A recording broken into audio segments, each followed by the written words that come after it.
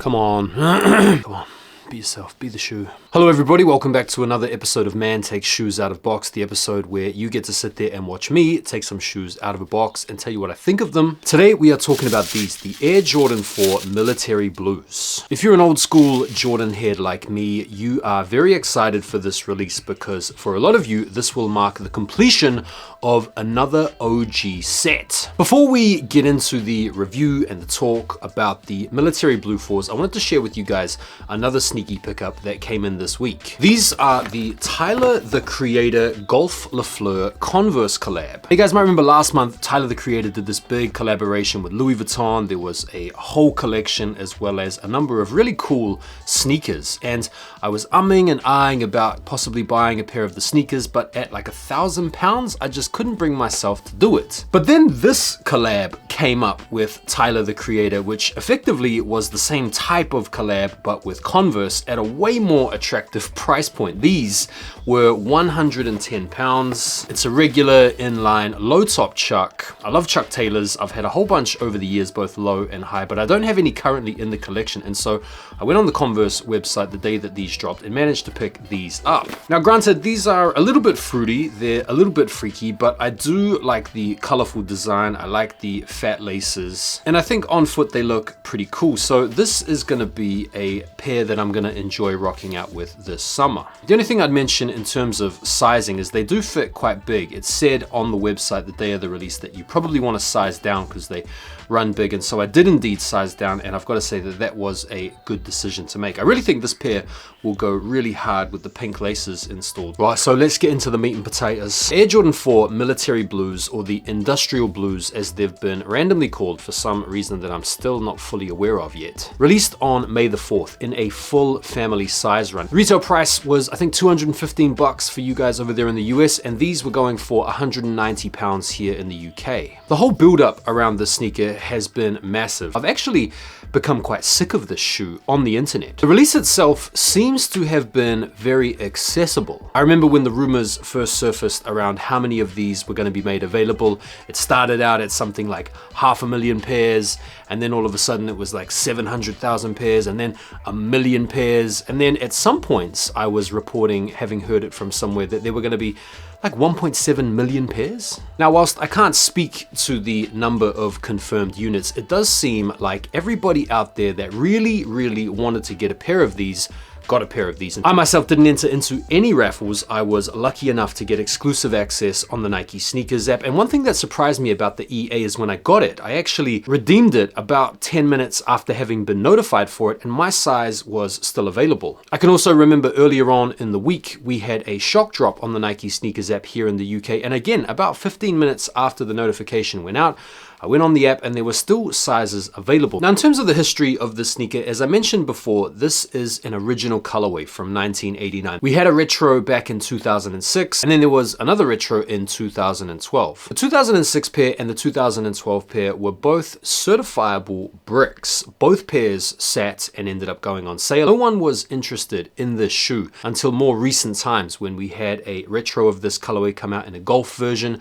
I think back in 2020. And then with the uptick in Jordan 4 hype, a lot of people were going after the Military Blue because it was an original colorway and because we hadn't had an updated retro. As for the shoes themselves, on first flush, I really like them. Some of the things that I really like about this updated version is the fact that these are really true to the 1989 original, both in the color hue used for the blue accents. The overall shape is very consistent with the 1989 original. You also get the hang tag, which unlike previous Jordan retros, used to come with almost like a little metal bracelet that you could affix and take off, whereas this one just comes with like a plastic ring that you have to rip in order to take off. And so part of me maybe is thinking of, I'll probably take it off, to be fair. Now, this shoe has been getting a lot of hate, and I honestly feel like the hate for this sneaker is completely unjustified and is based on nothing but bandwagoning. Like the same people that are hating on this because this doesn't look like the 2012 version or the 2006 version are the same people that reckon the Jumpman should be on the back of the shoe as opposed to the Nike Air. The irony of that take for me in hating on these because they don't look like the 2012 versions is that the 2012 versions were hated on massively for having crap quality and for the blue not being right, and that's why they went on sale back in 2012. Right, let's talk a little bit about the quality, because the quality for a lot of people has been a bit of a sticky issue with the military blue 4s. It's been the reason why a lot of people have sent their pairs back, or they've been out to look to get an exchange from the retailer that they copped them from. I won't lie, the leather on these is not fantastic. It's a little bit stiff. It almost has like a vinyl pressed stamp feel about it. There is a subtle gray hue as well as this subtle blue tint to the leather as well, which I think was a cosmetic goal in bringing the shoe about, similar to the 89. But listen, if you're comparing these to like the Fire Reds from 2020 or the White Cements from 2016 or the trash Durabuck on the Breads from 2019 and before, it's not that bad. The suede material that wraps around the mudguard of the front is pretty nice. It's buttery, there's some movement there. And to get a real sense for the quality, I wanted to compare them to the SB4s that you can see here, both in terms of the quality and the shape. Now, as you can see with the pine greens, the leather material is really soft, it is really supple, it is really nice to the touch and pleasing to the eye. The suede is of a different texture as well, but as you can see, the shape is pretty comparable to the pine greens. The leather is not a million miles away. And also the tooling. The tooling is slightly different on the military blues compared to the pine green 4s. Obviously with the pine green 4s, you've got this really rubberized heel tab, which flicks up instantaneously. On the military blue 4s, it is still plastic. It's sort of a TPU, but it's not quite as stiff and rigid as previous Jordan models. Also, the wings on the side on the pine greens are rubber, whereas these are also TPU.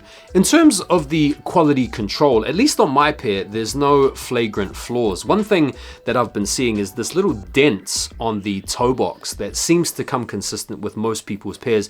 And there's been an interesting number of different theories out there as to where this little dent comes from. If you guys have got this in your pair, feel free to let me know, but it almost looks like a little eyebrow or a little slit right on the side of the toe box. And some people have been suggesting that maybe this is an indent from storage. When the sneakers are in the box, one of the heel tabs might be sticking up and digging into the toe. But when I was looking at the shoes stored in the box, that doesn't seem to quite match up with how the shoes lay. The only thing that really gets close to the toe box is actually the tongue of the shoe, and I don't feel like the tongue is really strong enough to create that type of indent. So maybe this is something that's happening at the factory. Otherwise, I'm perfectly satisfied with the QC on my pair. In terms of the fit and the comfort, I went true to size with these, and I was actually quite pleased with how they fit. I wouldn't recommend going a half size up. I think true to size is absolutely fine. There was a pleasing amount of room in the toe box.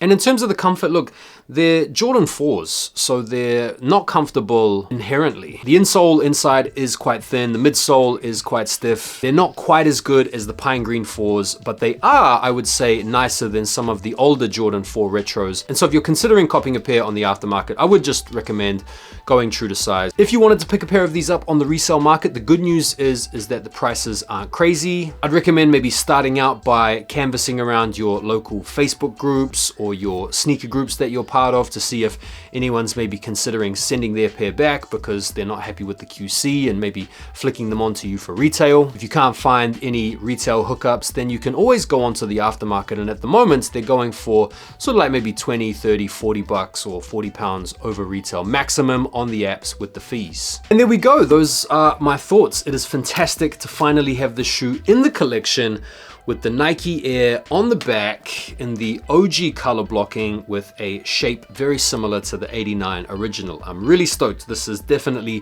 one of my personal favorite sneakers to have dropped this entire year. I'm stoked that they're out there and available for retail or just over, and I'm looking forward to getting some good wear out of these this summer. What do you guys think? Are you guys on board with the military blues, or are you gutted that we didn't get a one-to-one retro of the 2012 Abominations? Feel free to let me know down below in the comments. And as always, guys, I really appreciate your support on the channel, and enjoy the rest of your weekend, guys. I will see you on the next one. Take care for now, and peace.